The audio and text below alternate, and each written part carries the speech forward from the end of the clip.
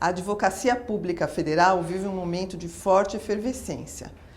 Um pujante movimento de valorização das carreiras de advocacia pública federais está em curso. Para falar sobre o tema, recebemos aqui a advogada da União, Adriana Fantin.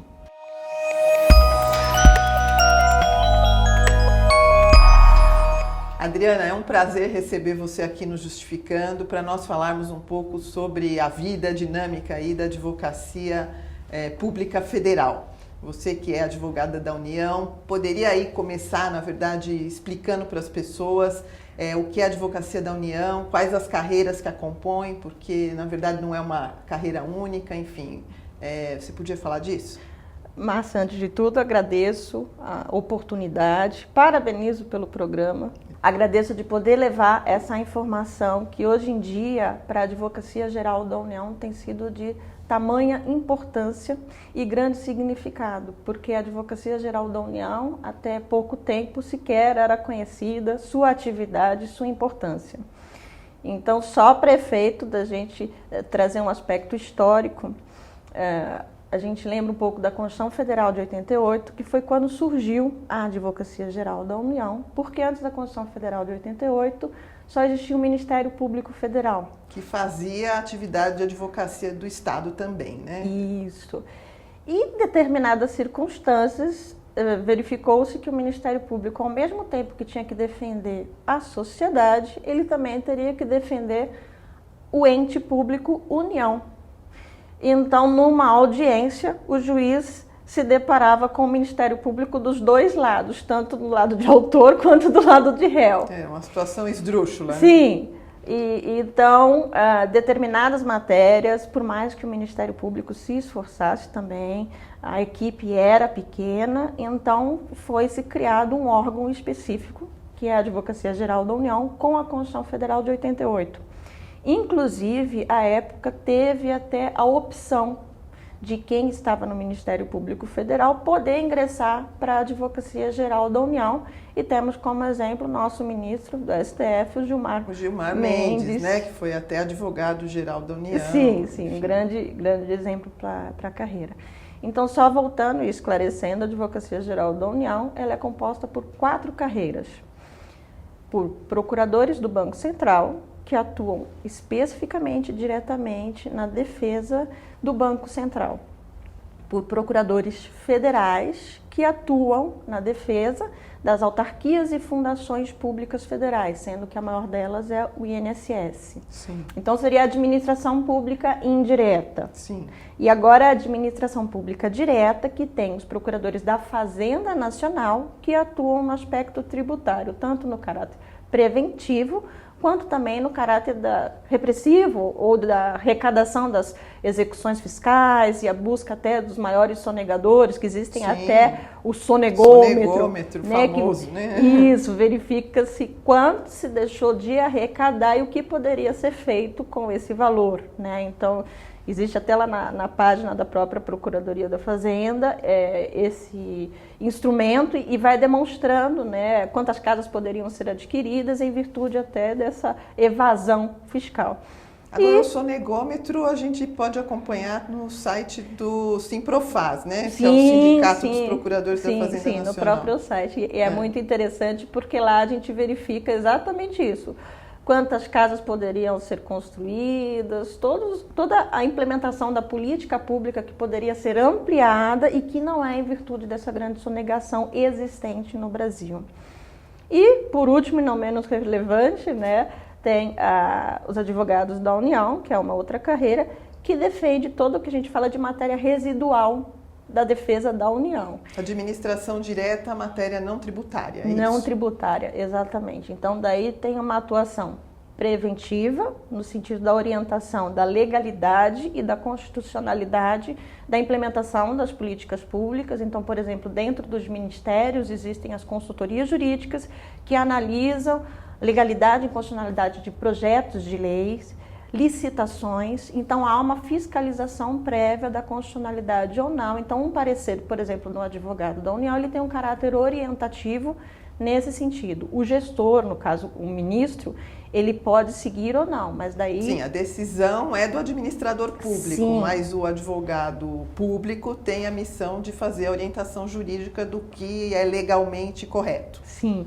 e o que eu acho interessante a gente deixar bem claro e definido é que não deve se confundir, que muitos falam, né, advogado da União é advogado do governo, né? Então a gente fala que advogado da União é da União, o governo passa, a União permanece. Então, o advogado do Estado. Então, ele está realmente para fiscalizar e defender a atuação do próprio Estado em si. Eu diria que até, às vezes, em caráter repressivo mesmo, para verificar se o Estado está indo além dos limites que a Constituição Federal... Sim, porque toda a advocacia pública, na medida que deve aí resguardar o patrimônio público, ela também tem competência para ajuizar medidas judiciais aí que exijam, na verdade, um confrontamento, às vezes, com algum tipo de política pública que está sendo adotada.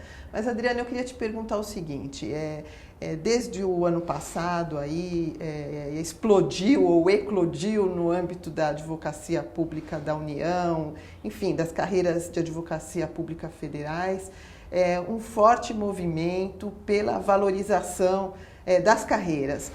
Você podia explicar o porquê desse movimento, qual a dimensão dele, contar para quem nos assiste aqui o que está acontecendo no âmbito das carreiras federais de advocacia pública? Sim.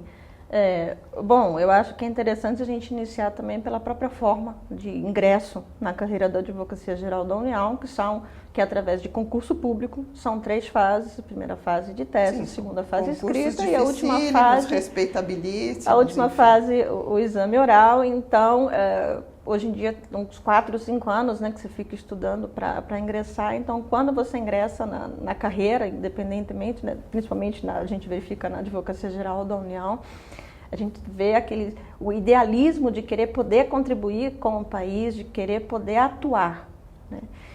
E, ultimamente, o que a gente tem verificado é o seguinte, que em virtude não só da estrutura como um todo, inclusive tem até alguns vídeos já na imprensa, as pessoas ingressam na carreira, na Advocacia Geral da União e não permanecem nem por um ano. Quais são as dificuldades de estrutura que vocês encontram? Assim, dificuldades de locação física ou vai além disso? Por exemplo, com relação àqueles que prestam concurso, de 40% a 50% sequer já tomam posse. Sim. A estrutura em si não tem o apoio administrativo, então a gente não tem essa carreira de administrativos para assessorar os membros. Uma carreira de apoio de servidores, não existe. Não existe. Existem estagiários que acaba sendo um estagiário para cada 5 membros, para cada... Então a gente fica até receosa de tentar explicar coisa para os estagiários que não permanecem. E a estrutura como um todo, não só aqui na sede de São Paulo, mas no Brasil inteiro, existem vários outros casos de despejo do prédio, há até uma representação no Tribunal de Contas da União referente às más condições de estrutura em si, porque não só a estrutura física, volto a falar, como em virtude de a carreira deixar de ser atrativa comparando com as demais, a dificuldade do ingresso na carreira ser similar a outras, como o Ministério Público, Magistratura Federal, né? As pessoas continuam estudando e não acabam nem tomando posse. Adriana, essa falta de atratividade aí que você fala, ela ocorre mais por conta dessas questões estruturais ou pela questão remuneratória, enfim, porque a questão remuneratória também é um problema. Sim, acaba complementando, vocês, né? Acaba complementando, sim, porque a questão remuneratória, havia uma paridade, assim como ele disse, querendo ou não, membro do Ministério Público, Advocacia Geral da União, nós recebemos também subsídios. Não temos outros auxílios, como auxílio moradia ou qualquer outro tipo de auxílio, é só os subsídios mesmo, nem honorários, nem nada. E com o tempo houve uma defasagem. E para efeito alguns anos atrás havia-se o quê? Negociações com o MPOG, né? O Ministério do Planejamento, Sim. para efeito de pelo menos verificar algum tipo de valorização do subsídio. Inclusive até tentou-se novamente, mas verifica-se que a defasagem continua muito grande. Agora, Adriana, para quem nos escuta aqui, você podia contar um pouco a dimensão desse movimento? Quer dizer, a gente tem notícia que milhares de colegas que são advogados federais aí entregaram cargos em comissão, para as pessoas dimensionarem um pouco o grau de insatisfação. Sim. Os cargos em comissão normalmente são tidos para cargos de diretoria, acaba tendo um cargos plus, de chefia, cargos de chefia, um caráter administrativo. Exatamente. Então, ele além de ter a atuação jurídica, ele tem o cargo de chefia. Organizacional, né? Exatamente. Então, nós, no Brasil inteiro, para ver o nível e a situação chegou a tal ponto que foram entregues quase 2.000 cargos de chefia. Então, por mais que você tenha amor à carreira, que você queira fazer, você verifica que está além da atuação. Na verdade, é uma maneira de chamar atenção para a necessidade de investimento na estruturação da carreira. Deixa eu te perguntar uma outra coisa. E quais as saídas ou quais as propostas que os procuradores federais, os advogados da União, do Banco Central, enfim, têm levado ao governo e à classe política com relação à necessidade de melhor estruturação da advocacia federal? Nós temos duas PECs no Congresso, na Câmara, hoje em dia agora a PEC 443, que trata exatamente da valorização, duas PECs que tratam da valorização da advocacia pública como um todo. A 443 passou no primeiro turno agora, que é referente a uma valorização da carreira pública trazida na própria Constituição Federal. Então, essa variável que o Ministério do Planejamento, cada 4 anos, traz prefeito de equiparação, como função essencial à Justiça, a PEC 443 ela vai trazer também uma similaridade ao teto do ministro do Supremo Tribunal Federal, mas vem a ser uma alíquota constitucional. Não significa que... E a implementação em si dessa PEC, só depois que é aprovada, o impacto dela é só depois de 2 anos. Então, não é aprovado e logo em seguida é implementada. Não.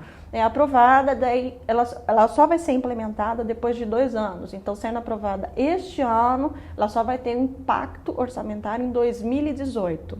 Então essa é uma parte de revalorização remuneratória. Isso. E a outra? A PEC 82, ela se refere à autonomia administrativa.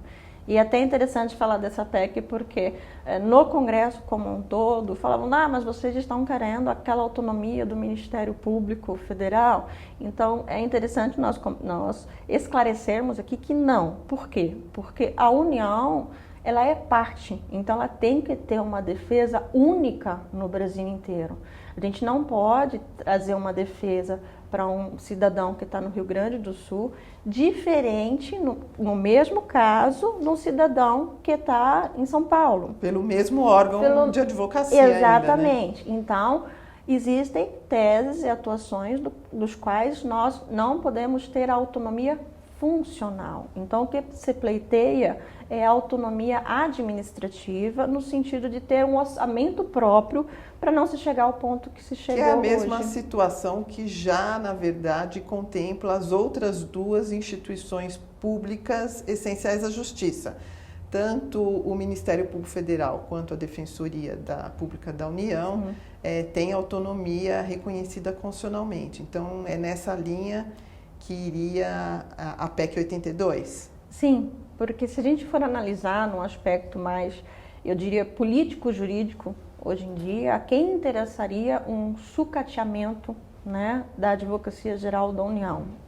Então, hoje em dia, a fiscalização de implementação de políticas públicas, a gente também chegou em 2011, ganhamos o Prêmio Inovare de combate à corrupção, mas ao mesmo tempo a gente não tem a estrutura suficiente para poder conseguir implementar essa política. Então, com com esse sucateamento da Advocacia Geral da União, ocorre o próprio enfraquecimento da defesa e da fiscalização mecanismos do de Estado. controle do Estado brasileiro. Exatamente. Né? Adriana, nós estamos chegando aqui ao fim do programa. Eu quero te agradecer demais os teus esclarecimentos aí sobre a Advocacia da União, sobre esse movimento fantástico aí que vocês estão fazendo de valorização, que não é uma valorização corporativa, mas uma valorização institucional de um instrumento muito forte que tem o Estado brasileiro para controle da legalidade, né, das suas atividades, que é a advocacia pública. Então, parabéns pelo movimento de vocês, sorte, sucesso. Né? Convido a todos para assistirem o nosso programa na semana que vem, para nos seguirem no Twitter e no Facebook e para assinarem o canal do Justificando.